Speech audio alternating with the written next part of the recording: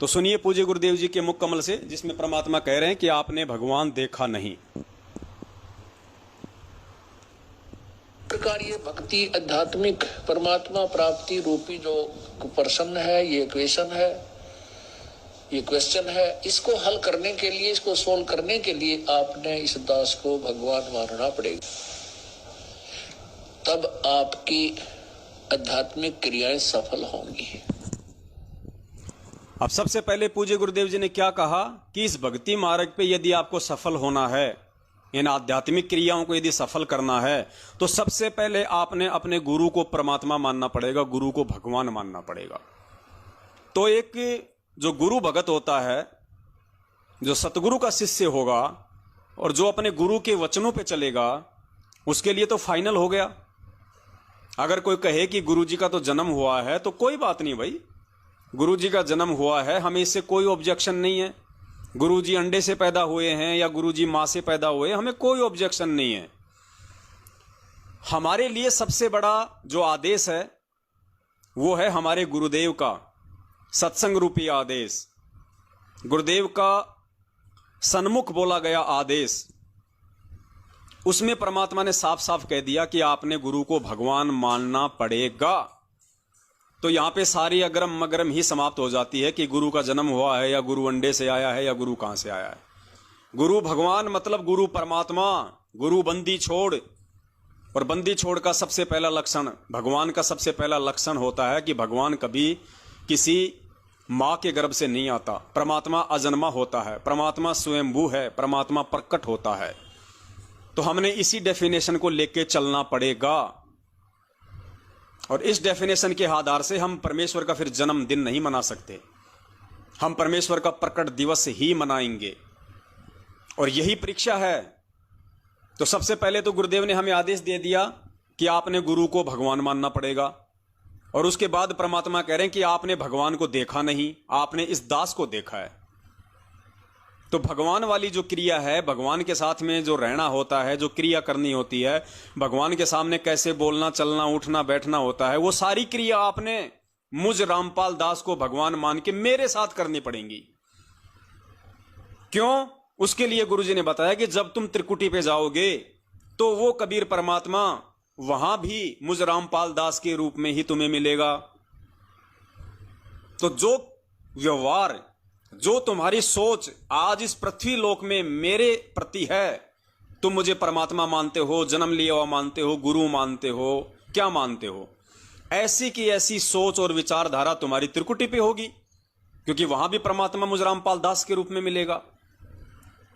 तो जैसी सोच आज हमारी गुरु के प्रति इस पृथ्वी लोक पे रहेगी, सेम टू सेम वही सोच हमारी त्रिकुटी पे होगी गुरु जी के प्रति। पुण्यात्मा, हम कितना बड़ा धोखा खा जाएंगे यदि आज हम गुरु जी का जन्मदिन मना रहे हैं तो त्रिकुटी पे भी हम उनको मां से जन्म लिया हुआ ही मानेंगे। आज यदि हम परमात्मा के वचनों को नहीं मानते हैं, गुरुदेव के सत्संग रूपी वचनों पे नहीं चलते हैं, तो त्रिकुटी पे भी हमारे मन में वही विकार रहेंगे। तो बताइए, परमात्मा तुरंत हमारे को वहां से नीचे पटक देगा। तो ये रिहर्सल करवा रहा है परमात्मा सतगुरु के रूप में आके। और मालिक को पता है कि अगर मैंने मेरे दो रूप दिखा दिए कि भैया मेरा गुरु रूप अलग और मेरा परमात्मा रूप अलग, तो जिंदगी में पार ही नहीं हो पाएंगे। और दूसरी बात, जब इनको मालूम पड़ जाएगा कि भैया कोई परमात्मा तो कोई दूसरा है, असली भगवान तो त्रिकुटी में मिलेगा, ये तो गुरु जी हैं, तो ये यहां पे एक विश्वास के साथ, एक दृढ़ता के साथ में, मर्यादाओं के साथ में भक्ति नहीं कर पाएंगे, क्योंकि ये गुरु को सामान्य समझेंगे। और गुरु को सामान्य समझने वाला व्यक्ति कोई भी भक्ति क्रिया सही तरीके से पूरी नहीं कर पाएगा। और भक्ति क्रिया सफल नहीं हुई तो फिर सतलोक कैसे जा पाएगा। तो एक रूप होते हुए भी वो परमात्मा अपने आप को दो रूपों में दर्शाता है, गुरु रूप में और गोविंद रूप में। तो पहले सत्संग सुनिए परमात्मा का ध्यान से, उसके बाद परमात्मा इस पे और ज्यादा विश्लेषण करवाएंगे। इसी प्रकार ये भक्ति आध्यात्मिक परमात्मा प्राप्ति रूपी जो प्रश्न है, ये क्वेश्चन है, ये क्वेश्चन है, इसको हल करने के लिए, इसको सोल्व करने के लिए आपने इस दास को भगवान मानना पड़ेगा। तब आपकी आध्यात्मिक क्रियाएं सफल होंगी। जैसे आप यहां से जाओगे, आपने परमात्मा देखा नहीं है, आपने इस दास को देखा है, वो परमेश्वर इस दास का रूप धारण करके आपके समक्ष वहां खड़ा होगा। अब जैसा जिसका व्यवहार इस दास के प्रति यहां है वो वैसा ही करेगा। जैसा आपका इस दास के प्रति आपके मन में दोष या श्रद्धा है वो ज्यों की त्यों वहां होगी। जब आपकी वहां एक बार फिर जो है पछोड़ लाओगा परमात्मा, आपके पास भक्ति धन भी है, आपके अंदर गुरु जी के प्रति वह श्रद्धा नहीं है जितनी भगवान के प्रति होनी चाहिए, तो भी आप वहां से रिजेक्टेड हो जाओगे त्रिकुटी के ऊपर। पुण्यात्मा, ये आपको रिहर्सल कराई जा रही है आपसे, और आपने इस रिहर्सल में इस दास को प्रभु मानकर व्यवहार करना है, परमात्मा जानकर हर तरह की क्रिया करनी है। बोलते समय, चालते समय अंदर में कोई विशेष गुरु जी के विषय में विवेचन करते समय आपने ये जानना पड़ेगा कि जैसे हम भगवान के बारे में सोच रहे हैं, आपने ये विचार करना चाहिए कि हम गुरु जी के बारे में क्या सोच रहे हैं। नहीं, हम भगवान के बारे में सोच रहे हैं। यदि इस दास में कोई दोष देख रहे हो तो आप परमात्मा में दोष देख रहे हो, या तो फिर त्याग जाइए, यहां से चले जाइए। आपको ऐसे गुरु की आवश्यकता नहीं जिसमें आप दोष निकाल रहे हो। हम इसी प्रकार परमात्मा को प्राप्त कर सकते हैं। गुरु मानुष कर जानते ते नर कहिए अंधे, ओए दुखी संसार में आग काल के फंदे। पुण्यात्मा, स्पष्ट कह दिया पूज्य गुरुदेव जी ने, यदि आप मुझ रामपाल दास में कोई दोष देख रहे हो तो समझो आप अपने भगवान में दोष देख रहे हो, आप परमात्मा में दोष देख रहे हो। और यदि आप मुझ दास में दोष देख रहे हो, गुरुजी कह रहे हैं, तो परमात्मा कह रहे हैं यदि आपको अपने गुरु में कोई दोष दिखाई दे रहा है तो ऐसे गुरु की कोई आवश्यकता नहीं है, फिर आपको त्याग दीजिए उस गुरु को। आप सफल नहीं हो पाओगे फिर। तो पुण्यात्माओं, गुरुजी का जन्मदिन मनाने का मतलब है गुरुजी में महादोष देखना। दोष ही नहीं, महादोष। अपने गुरु को मानुष मानना ये कोई सामान्य वाणी नहीं है जो हम रोज सुन लेते हैं, गुरु मानुष कर जानते ते नर कहिए अंधे। अरे गुरु को मानुष तो मान चुके हो भाई तुम लोग, उनका जन्मदिन मना के। मानुष मतलब मानव, आम प्राणी, जीव। इस वाणी में चाहे ये कह दो कि गुरु मानुष कर जानते, या ये कह दे कि गुरु को जीव कर जानिए, या गुरु को अपने जैसा कर जानिए। वो तो एक शब्द है मानुष। मानुष के तो बहुत सारे रूप हैं। अब भिखारी भी मानुष है, आम व्यक्ति भी मानुष है, अपने जैसा मानना भी उनको मानुष मानना है, उनका जन्मदिन मनाना भी मानुष मानना। क्योंकि जन्म किसका मनाया जाता है? जीव का। जन्म किसका होता है? जीव का।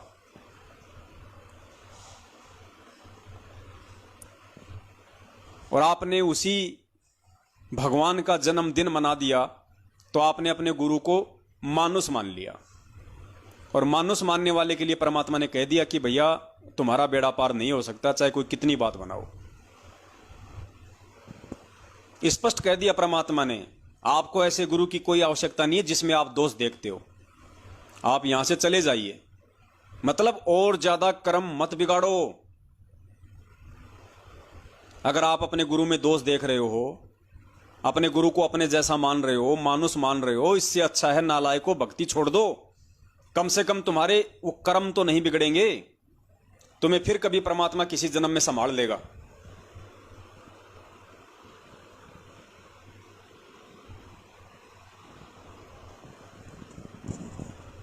और गुरुदेव कह रहे हैं कि तुमने भगवान को देखा नहीं, तुमने इस दास को देखा है, और भगवान तुम्हें त्रिकुटी पे मिलेगा इस दास के रूप में। पुण्यात्माओं बताइए, तो सही कह रहे हैं परमात्मा कि तुमने भगवान नहीं देखा।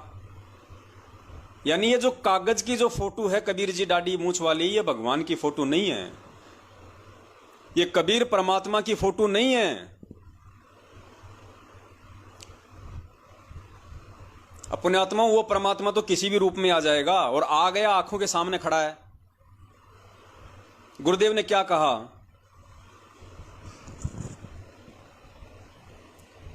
परमात्मा कहते हैं एक सत्संग में कि 650 साल पहले वाले भगवान की तो शकल तुम जानते नहीं, और वो भगवान आज आ जाए तो आज तुम उसको भगवान मानोगे नहीं, तो बात कैसे बनेगी? यानी भगवान है कौन? अगर तुम्हें लगता है कि 650 साल पहले कबीर परमात्मा आए थे, तो तुम्हें उनकी शकल का तो पता नहीं वो कैसे थे। 650 साल पहले तुम्हें तुम्हारे दादा परदादा की शकल ध्यान नहीं है। 650 साल पहले आए भगवान की शकल तुम्हें कौन बताएगा? ना उस समय कोई वो कैमरा था, ना कोई टीवी था, ना कोई वीडियो रिकॉर्डिंग करने का साधन था। तो गुरुजी कह रहे हैं कि 650 साल पहले भगवान आए, तुम्हें उसकी तो शकल याद है नहीं, और आज वो भगवान आ जाए उसको तुम भगवान मानोगे नहीं, तो फिर बात कैसे बनेगी? सुनिए परमपिता परमेश्वर के मुख कमल से।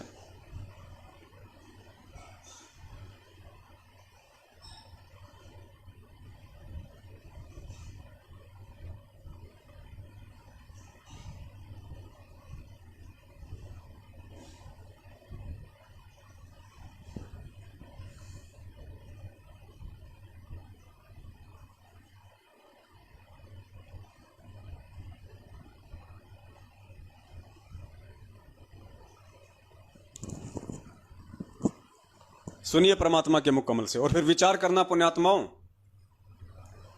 कि परमात्मा कौन है और किस प्रकार से समझाएंगे फिर पूज्य गुरुदेव जी हमें। हमने गुरु जी को परमात्मा मानना पड़ेगा। उस समय तो परमात्मा स्वयं आए थे, लेकिन वो भूमिका गुरु की ही कर रहे थे, एक संत की कर रहे थे। और उस समय परमात्मा स्वयं आए हुए थे, तो भी ज्ञानहीन व्यक्ति, श्रद्धालु, अनुयायी, तो भी उनको एक सिंपल मैन मानते थे, एक भक्त गुरु संत ही मानते थे। क्योंकि ऐसे सिक्त व्यक्ति जो होते हैं वो ज्ञान के तह तक नहीं पहुंच पाते। कितनी बार समझा लिया प्रभु ने, लेकिन एक वो अक्षर ज्ञान युक्त अज्ञानी संस्कृत भाषा बोल के और उस भोली आत्माओं को गुमराह कर देता था कि तुम्हारा गुरु तो अशिक्षित है, उसको अक्षर ज्ञान है ही नहीं, वो वेदों और गीता के बारे में जानता ही नहीं, वो तो कोई बकवाद घड़ता है, झूठ बोलता है। तो हम वो अनुयायी जो प्रभु के थे वो विचलित हो जाते थे और वो मान लेते थे उस अज्ञानी अक्षर ज्ञान युक्त प्राणी की इन बातों को कि सचमुच हमारे गुरु जी तो अशिक्षित हैं, इसलिए ये वेदों और गीता को तो नहीं जान सकते।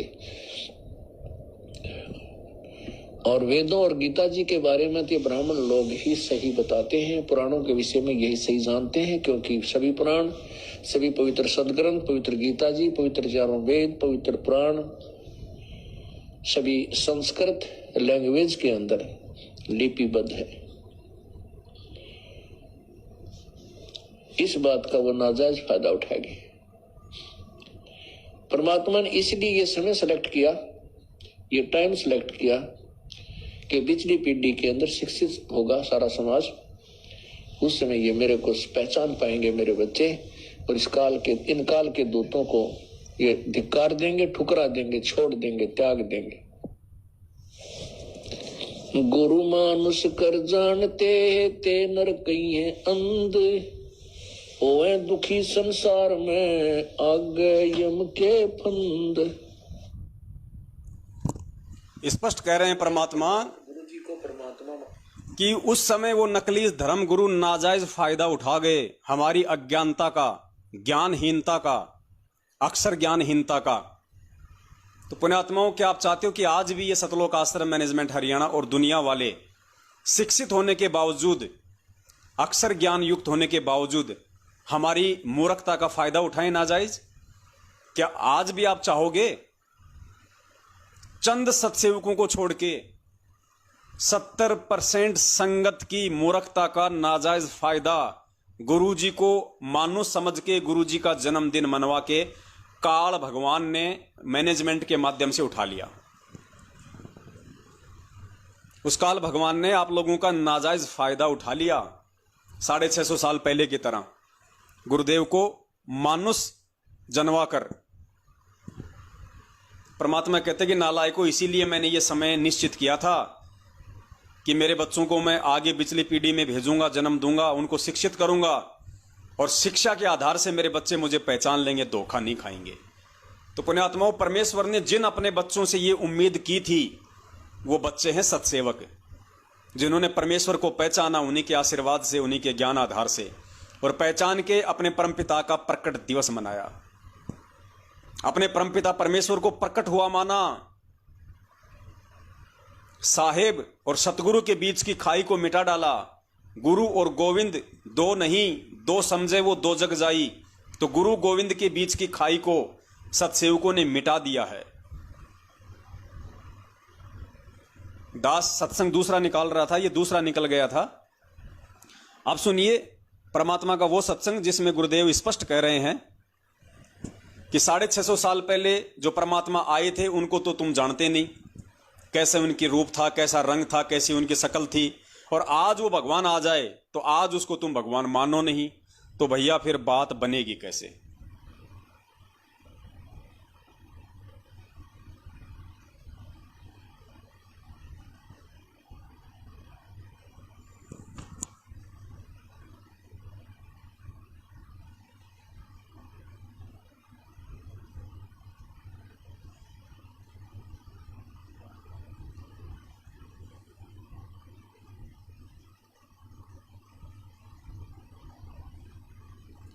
ये पुण्यात्माओं दास,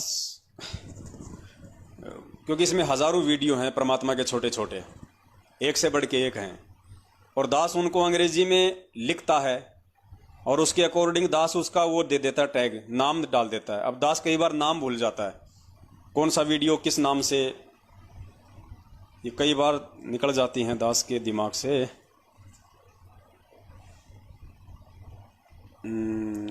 दास को इसमें लैपटॉप में निकालना पड़ेगा, शायद इसमें मैंने डाला नहीं हो। शॉर्ट वीडियो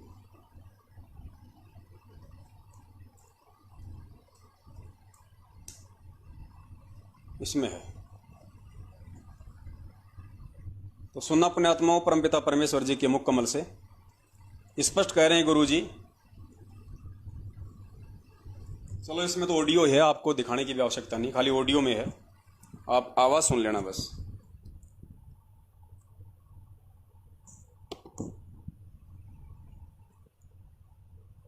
यदि इस दास के स्थान पर आज कबीर परमेश्वर भी आ जाते,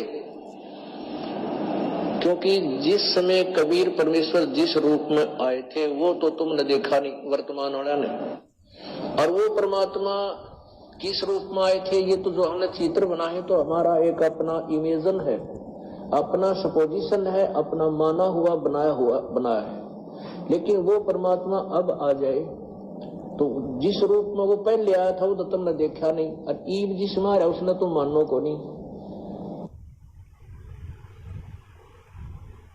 क्या कहा पूज्य गुरुदेव जी ने? पूज्य गुरुदेव जी ने कहा कि अगर इस समय वो कबीर परमात्मा में उस दास के रूप में आ जाए, और फिर गुरु जी कह रहे हैं कि 650 साल पहले जिस रूप में आए थे वो तुमने देखा नहीं, और आज जिस रूप में आ जाए उस रूप को तुम मानने को तैयार नहीं। और फिर गुरु जी ने कहा कि पुण्यात्मा, तुम जो ये फोटो देखते हो, तुम जो ये चित्र देखते हो, कौन सा दाढ़ी मूछ वाला, गुरु जी कह रहे हैं ये तो काल्पनिक है, इमेजिन है, ये तो एक सोच आधार से लोगों ने बनाया है। ये चित्र परमेश्वर का नहीं है, भगवान का नहीं है। इसलिए दास मना करता है कि पुण्यात्माओं, एक समय तक ठीक था, हमने इस चित्र को भगवान मानना, हमारे लिए वो जरूरी था, और पूज्य गुरुदेव जी के लिए भी एक समय तक, जब तक कि हमें ये ज्ञान नहीं था अच्छे से, तब तक इस चित्र को ही कबीर जी कह के पुकारना जरूरी था। लेकिन जब हमें ज्ञान दे दिया परमात्मा ने, हमें परमेश्वर ने अपनी पहचान करवा दी, कि भैया उस चित्र से बाहर निकल के मैं खुद तुम्हारे सामने आ चुका हूं। अब वो चित्र तुम्हें कुछ नहीं देने वाला, तुम्हारा कोई भला नहीं करने वाला, तुम्हें कोई सत्संग सुनाने वाला नहीं है वो चित्र।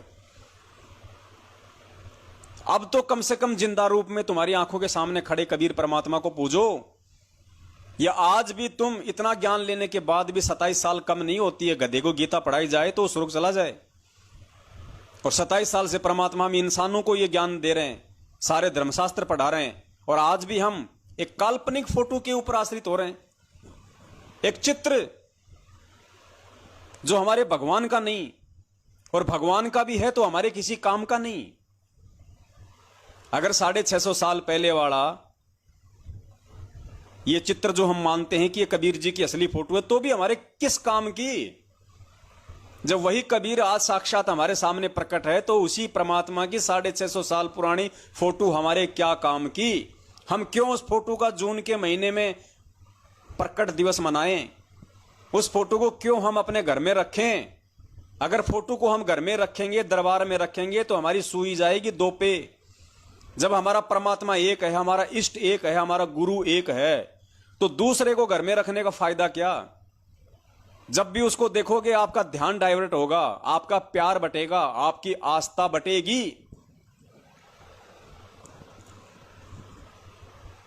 अरे किसी आदमी की 2 पत्नियां हैं, अब बताओ वो प्यार उस आदमी का बटा कि नहीं बटा उन दोनों में?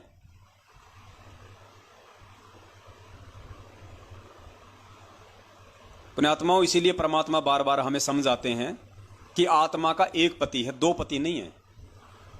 और स्पष्ट कर दिया गुरुदेव ने इस कागज की दाढ़ी मूंछ वाली फोटो के विषय में कि ये तो काल्पनिक है। काल्पनिक मतलब ये तो मन की सोची हुई बात है। भगवान का ऐसा रूप नहीं था, भगवान का ऐसा चित्र नहीं था। जब कबीर परमात्मा आए तो इस चित्र में नहीं आए। ये तो बनाते बनाते बनाते बनाते आप गूगल पे जाके देखो, कबीरदास के नाम से कबीरदास की फोटो इमेज आपको 50 प्रकार की मिल जाएंगी। किसी में काली दाढ़ी है, किसी में सफेद दाढ़ी है, किसी में बूढ़ा है, किसी में जवान है, किसी में पूरे कपड़े पहन रखे हैं, किसी में खाली लंगोटा सा पहन रखा है। आपको 50 प्रकार की फोटोएं मिल जाएंगी, क्योंकि बार बार बार बार बार बार हमें उसी फोटो को हमारे सामने पेश किया जा रहा है, तो हमें लगता है कि यही भगवान है। अब जैसे ये तो चलो 650 साल पुरानी बात हो गई पुण्यात्माओं। आप लोग रामायण देखते हो, रामायण तो कब बनी है? ये 20-30 साल पहले बनी थी। ये 20-30 साल पहले रामायण बनी है, और 20-30 साल में लोग उस त्रेता युग वाले रामचंद्र जी को तो भूल गए, वो कैसा था कैसा नहीं था। और वर्तमान में जिसने रामायण बनाई है, जो राम जो बना हुआ है, लोग अपने घरों में उसकी फोटो लगाने लग गए। उसको देखते लोगों को याद आ जाता कि राम, श्री राम, भगवान राम। अब बताओ, वो भगवान राम 30 साल पहले वो रामायण बना के आज वो बीड़ी सिगरेट पी रहा होगा, आज वो राजनीति में उतर रहा होगा, आज वो अपने काम धंधे में बिजी होगा। उसके बाद तो पता नहीं उसने कितनी और फिल्में बना दी, जिसमें उसने डाकू का रोल भी कर दिया, जिसमें उसने गुंडे का रोल भी कर दिया, जिसमें उसने साधु का रोल भी कर दिया, जिसमें उसने भिखारी का रोल भी कर लिया। लेकिन लोगों की सोच जो है अज्ञानता के कारण उस व्यक्ति को देख के ये बनी हुई है कि ओ राम जय हो जय हो। कई तो टीवी के आगे ही दंडोत मार देते हैं कि जय हो भगवान श्री राम की, अयोध्यापति पुरुषोत्तम भगवान की जय। बताओ, ये है हमारी मानवीय बुद्धि का स्तर।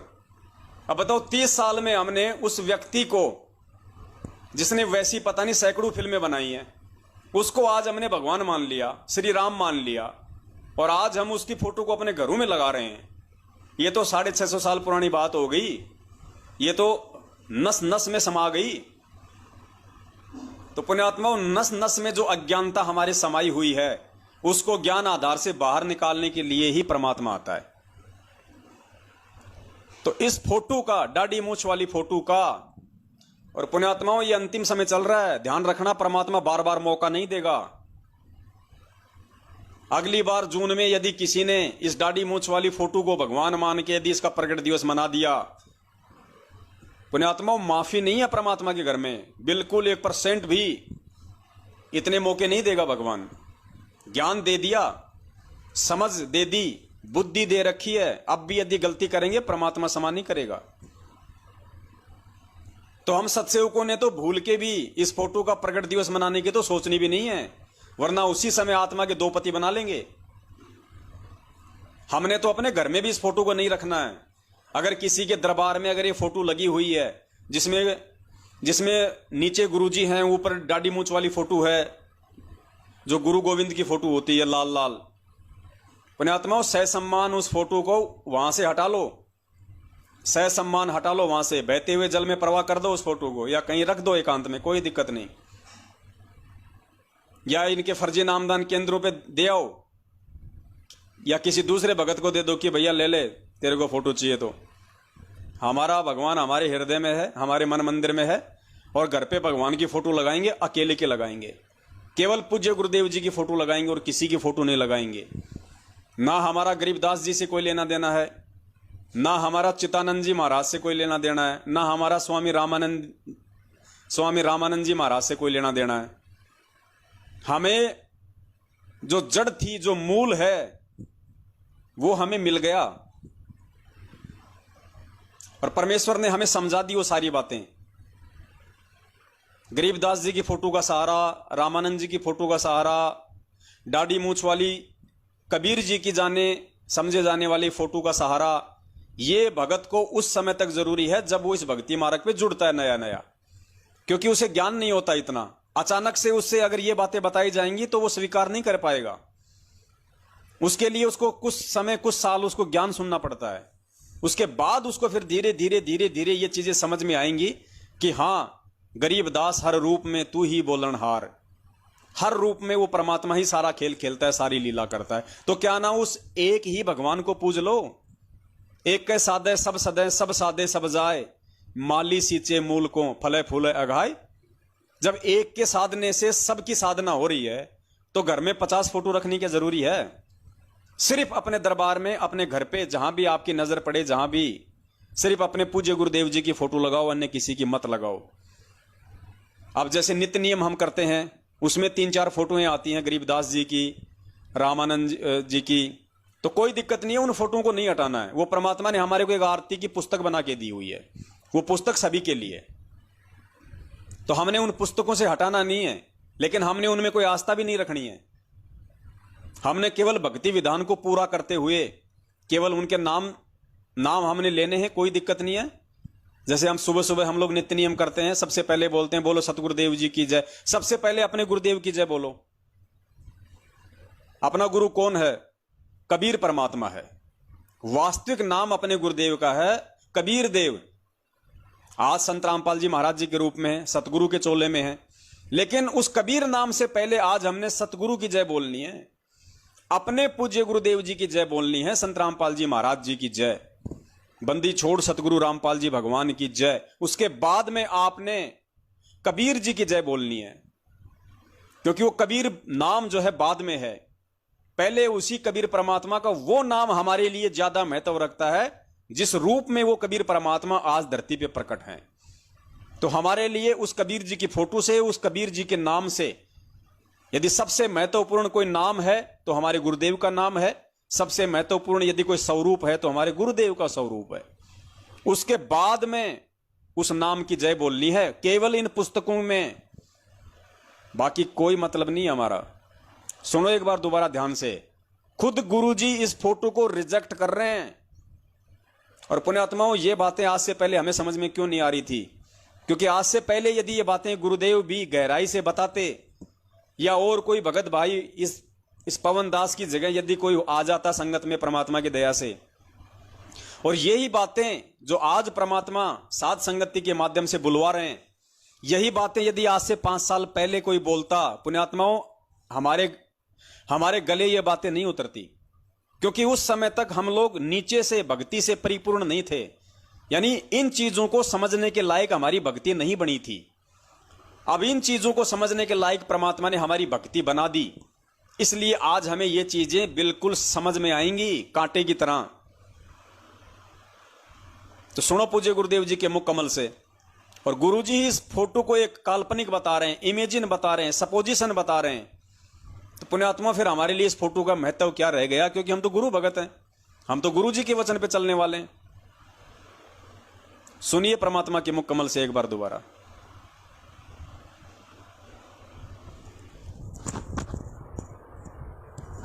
यदि इस दास के स्थान पर आज कबीर परमेश्वर भी आ जाते, क्योंकि जिस समय कबीर परमेश्वर जिस रूप में आए थे वो तो तुमने देखा नहीं वर्तमान वाला ने, और वो परमात्मा किस रूप में आए थे ये तो जो हमने चित्र बना है तो हमारा एक अपना इमेजन है, अपना सपोजिशन है, अपना माना हुआ बनाया है। लेकिन वो परमात्मा अब आ जाए तो जिस रूप में वो पहले आया था वो तो तुमने देखा नहीं, और ईब जिस मार है उसने तो मानो को नहीं। बताओ 650 साल पहले वाला रूप तुमने देखा नहीं मतलब ये फोटो फिर काल्पनिक है। वरना गुरुजी कह देते कि बच्चों यही फोटो है उस कबीर परमात्मा का जो 650 साल पहले आए थे। लेकिन गुरुजी कह रहे कि 650 साल पहले जो परमात्मा आए थे वो रूप तो तुमने देखा नहीं, और वर्तमान में जो आ गया उसको तुम मानोगे नहीं, तो बात कैसे बनेगी। पुण्यात्माओं, गुरुदेव के कहने का मतलब, गुरुदेव का संकेत यह है कि पुण्यात्माओं अब ये अगरम मगरम छोड़ दो, भक्ति मार्ग पे अब तुम कोई नादान बच्चे नहीं रहे हो। अगर अच्छी आत्मा हो, संस्कारी आत्मा हो तो 3 साल बहुत होती हैं समझने के लिए, 3 साल काफी होती हैं गुरुदेव को समझने के लिए। तो गुरुदेव का संकेत है कि अगरम मगरम छोड़ दो, ये फोटोओं के ऊपर आश्रित होना छोड़ दो, ये फोटो का प्रकट दिवस मनाना छोड़ दो। जब वो जिंदा कबीर तुम्हारे सामने प्रकट है तो क्यों फोटोओं के ऊपर आश्रित होके अपने गुरुदेव को दुखी कर रहे हो।